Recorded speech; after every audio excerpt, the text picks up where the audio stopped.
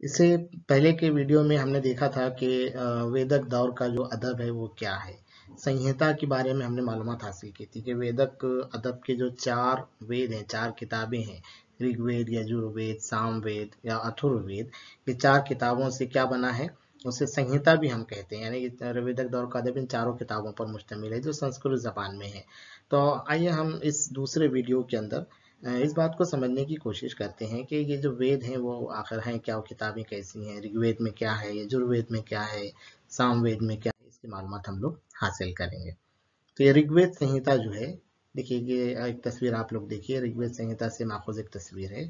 तो ऋचा से बने हुए वेद को ऋग्वेद कहते हैं। अब ये रुचा क्या है? रुचा से बने हुए वेद को ऋग्वेद कहते हैं। अब ये रुचा क्या है? रुचा यानी तारीफ करने के लिए तख्लीक की गई नज़म। रिचा से मुराद क्या है? तारीफी नज़म, किसी की तारीफ और तौसीफ बयान करने के लिए जो नज़म तख्लीक की जाती है उसे हम रुचा कहेंगे। तो ऐसे कई रुचा से जो बने हुए वेद हैं उसे हम क्या कहते हैं? ऋग्वेद कहते हैं। अब तारीफ किसकी की गई है? तो ऋग्वेद के अंदर जो ऋचा है उसकी जो तारीफ की गई है, देवी देवता की तारीफ की गई है ना। और जब बहुत सारे ऐसे तारीफ करने वाले ऋचा को एकजा किया जाता है तो उसे सकत या भजन भी कहते हैं, सुकत या भजन भी कहते हैं, है ना। मंदिरों में अभी बहुत सारे जगह भजन हम लोग देखते हैं, होते रहते हैं। तो ऋग्वेद में देवी देवताओं की तारीफ में कहे गए क्या है? भजन है। और भजन ये कैसे बने हुए हैं? बहुत सारे रुचा से बने हुए हैं। ठीक है। अब दूसरा वेद के बारे में हम देखते हैं कि यजुर्वेद संहिता क्या है। तो यजुर्वेद संहिता में, इसमें यज्ञ में पढ़े जाने वाले मंत्र हैं। यज्ञ एक मजहबी रस्म है जो वेद वेद तहजीब के अंदर, आगे यज्ञ किसे कहते हैं वो भी आएगा। तो यज्ञ कब किए जाते थे, क्या थे, उसके बारे में भी हम लोग मालूमात हासिल करेंगे कि मुख्तलिफ मौक़ों पर यज्ञ किए जाते थे। तो उस यज्ञ जैसे मुझसे मुख्तलिफ मौके क्या हो सकते हैं, जैसे शादी ब्याह है या किसी की मौत है ना, किसी की मौत पर, तो उसमें जो यज्ञ पढ़े जाते थे उसके मंत्र जो हैं ये यजुर्वेद संहिता में शामिल है। तो यज्ञ की रसूमात में कौन से मंत्र कब और कैसे पढ़े जाएं इसकी वजाहत भी इसमें की गई है। जैसे मैंने कहा अभी कि जैसे शादी का वक्त है तो उसमें कौन से मंत्र पढ़े जाएं, किसी की मौत का या गम का वक्त है क्या तो कैसे कौन से मंत्र पढ़े जाएं, घर अगर किसी का नया तैयार हो या कोई कारोबार का है उस वक्त अगर आप यज्ञ किए जा रहे हैं तो फिर कौन से मंत्र कब और कैसे पढ़े जाएं, इसकी इसकी सारी वजाहत यजुर्वेद में मौजूद है। तो यजुर्वेद संहिता मंजूम मंत्र और इनकी नसरी वजाहत पर मुश्तमिल है। दो चीजें हैं यजुर्वेद के अंदर आपको याद रखने के लिए। एक तो मंजूम मंत्र है, मंजूम मैंने इससे पहले भी आपको बताया, जो नज़म की सूरत में है, और साथ ही साथ उसकी नसरी वजाहत पर भी है। वजाहत भी है। नसरी वजाहत से क्या मुराद है? यानी जैसे नज़म का हम लोग खुलासा करते हैं ना कि भाई नज़म के कोई अशार हैं जो बहुत मायने रखते हैं, कोई भी एक शेर होता है जिसके मायने ज्यादा होते हैं, तफसील वजाहत तलब बात होती है अशार के अंदर की। तो ऐसे ही यजुर्वेद के अंदर जो मंजूम मंत्र हैं, साथ ही साथ उनकी नसरी वजाहत भी वहां पर दी गई है। अब तीसरा वेद संहिता है, कौन सी है? सामवेद संहिता। तो इसमें क्या लिखा है? सामवेद में क्या है? तो इसमें लिखा है कि भाई मंत्रों को सुर ताल में पढ़ने के तरीके हैं, कि भाई कौन से सुर में कौन से मंत्र पढ़े जाएं। ठीक है, जहाँ से यानी मौसीकी के बारे में होगा। रसूमात के वक्त यज्ञ में पढ़े जाने वाले मंत्र हैं, साथ ही साथ मंत्रों को कैसे सुर और ताल में पढ़ा जाए इसकी मालूमात उसके अंदर है। किस तरीके से गाया जाए उसकी रहनुमाई दी है, कौन से राग में, मौसीकी के अलग अलग राग होते हैं, तो कौन से राग में कौन से सुर में मंत्रों को गाया जाए उसकी मालूमात सामवेद में मौजूद है। तो इस सारी चीज़ों से कि ये सामवेद का जो हिस्सा है, भारतीय मौसीकी की तख्लीक में इस वेद का बड़ा हिस्सा है, जो है ना सारे गा मा पा, इस तरह के जो 7 सुर हैं, तो ये सारे सुरों का भी मतलब तख्लीक का एक सामवेद एक जरिया माना जाता है, इसका एक बड़ा हिस्सा है। अब चौथा वेद था अथर्ववेद, ये अथर्ववेद संहिता हम जिसे कहेंगे। इसमें क्या है?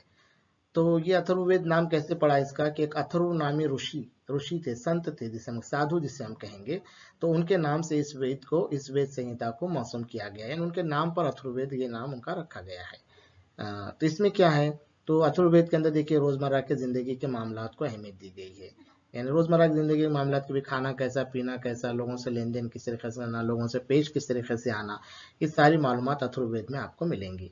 साथ ही साथ इसके अंदर अथर्ववेद में जिंदगी के मसाइब और तकालीफ का बयान भी है, यानी जो परेशानियां हमको आती हैं कि परेशानी जैसे कारोबार का नुकसान की परेशानी है या कोई और परेशानी है, तो उस वक्त आपने आपका रवैया क्या होना चाहिए, इसकी मालूमात भी अथर्ववेद में दी गई है। साथ ही साथ देखिए दवाइयों और जड़ी बूटियों की मालूमात भी अथर्ववेद में दी है। जैसे हमारे पास आयुर्वेदिक जो कंसेप्ट है, आयुर्वेदिक जो तस्वुर है, आयुर्वेदिक दवाएं, ये पुराने वैदिक दौर से जड़ी बूटियों का जो तस्वुर है, तो सारी मालूमात भी इसके अंदर दी गई हैं। और इसके अलावा देखिए अथर्ववेद में एक अहम चीज है कि राजा किस तरीके से हुकूमत करे, इसके मुतालिक भी रहनुमाई की गई है कि भाई राजा का तर्ज अमल क्या होना चाहिए, अपने रियाया के साथ उसका सलूक क्या होना चाहिए, कि जुल्म सितम करे या जुल्म सितम ना करे, किस तरीके से लोगों के साथ पेश आए। तो ये राजा की रहनुमाई भी अथर्ववेद में की गई है। तो इस तरीके से ये अथर्ववेद जो है इन सारी चीज़ों पर मौसूम है। मैं आपको बताता चलूँ कि ये सारे वेद संस्कृत जबान में है। हमने इससे पहले के वीडियो में देख चुके हैं कि वेद जो है संस्कृत जबान में है। अब देखिए वेदों के अलावा भी कुछ किताबें और वेदक अदब के अंदर शामिल है। 4 वेद तो हैं, उसके अलावा भी कुछ किताबें वेद इसमें शामिल की गई हैं। जैसे ब्राह्मण ग्रंथ है, आर्णिक है और उपनिषद है। ये अलग अलग किताबें भी वेदक अदब का ही हिस्सा हैं। तो वह इन किताबों के अंदर क्या था? उपनिषद यानी क्या? उपनिषद यानी उस्ताद के सामने बैठकर हासिल किया गया है, यानी उस्ताद की रहनुमाई में जो गुरुकुल तरीका था, किसी ऋषि मुनि के साथ रहते हुए अगर आप जो बैठकर उनसे जो सीख रहे हैं, उसी को उपनिषद कहा जाता है। तो उपनिषद में आखिर क्या बात बताई गई है? तो हयात और ममात के वाक़यात से मुतालिक जवाबात हैं। हयात यानी क्या? जिंदगी। और ममात यानी क्या? मौत। तो जिंदगी और मौत से मुतालिक जो भी वाक़यात हैं कि भाई इंसान की पैदाइश कैसी है, मरने के बाद क्या होगा, है ना, ये सारी बातों के सवालात के जवाबात उपनिषद में दिए गए हैं। आर्निक यानी क्या? तो आने के आने जंगल में जाकर यकसवी और तवज्जे के साथ किए गए गौर व फिक्र को, जंगल में जाकर मुकम्मल यकसवी और तवज्जे के साथ किए गए गौर व फिक्र को पेश किया गया है। यानी जो क्या बोलेंगे, मुराकबा वाली जो शक्ल होती है, तो ये सारी चीज़ें, मुराकबा कैसे है, किस तरीके से करना है, यकसवी कैसे है, इसकी मालूमात आर्निक के अंदर दी हुई है। और साथ ही साथ यज्ञ की रसूमात में वेदों के इस्तेमाल में गलती ना हो, इसकी ताकीद भी इस किताब में, इस आर्निक में शामिल है कि भाई मुनासिब वेद और मुनासिब मंत्र पढ़े जाएं। ब्राह्मण ग्रंथ क्या है? तो इसमें भी यज्ञ की रसूमात में वेदों के इस्तेमाल से मुतालिक रहनुमाई है। और हर वेद की एक अलग ब्राह्मण ग्रंथ होती है ना, जैसे ऋग्वेद, यजुर्वेद, सामवेद, अथर्ववेद है, तो सबकी अलग अलग एक ब्राह्मण ग्रंथ लिखी हुई है। उसमें क्या है कि वेदों को इस्तेमाल किस तरीके से करना चाहिए, कौन से मौके पे कौन से ये पढ़े जाएं, इसकी सारी मालूमात इनके अंदर दी हुई है। तो ये भी आर्णिक, उपनिषद, ब्राह्मण ग्रंथ, ये वेदों के अलावा ये किताबें भी जो हैं वेदक अदब का हिस्सा हैं। अब एक वेदक अदब एकदम कब बना, कितने साल लगे? तो वेदक अदब की तख्लीक में तकरीबन 1500 बरस का अरसा लगा है। तख्लीक में यानी कि इसको बनाने में, लिखने में अलग अलग ऋषि मुनियों ने अलग अलग चीज़ें लिखी हैं। जैसे तो ये 4 वेद और ये जो 3 किताबें बताई गई, आर्णिक, उपनिषद और ब्राह्मण ग्रंथ, तो ये सब की तख्लीक के लिए तकरीबन 1500 साल का अरसा लगा है। और इस दौर में कई तब्दीलियाँ वाक़ई हुई। तो तब्दीलियों और वेदक दौर के अवामी ज़िंदगी का मुताला करने के लिए ये वेदक अदब हमारे लिए काफ़ी मददगार है ना। मैं इससे पहले भी हम लोग देख चुके हैं तारीख क्या है। तो उस दौर की अगर आपको मालूमात हासिल करने की है ना, किसी दौर की अगर आपको मालूमात हासिल करने की है, तो उस दौर के अदब का मुताला करना बहुत ज़्यादा ज़रूरी है।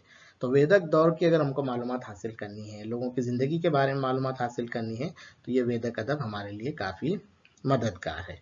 तो वेदक अदब में किन चीज़ों का शुमार होता है, अगर आपसे सवाल किया जाए तो देखिए वेदक अदब में ये 4 वेद आएंगे, ठीक है। उसके बाद ब्राह्मण ग्रंथ का शुमार होगा और आर्णिक का शुमार होगा और साथ ही उपनिषद का शुमार होगा। इन चारों चीज़ों पर वेदक अदब मुश्तमिल है।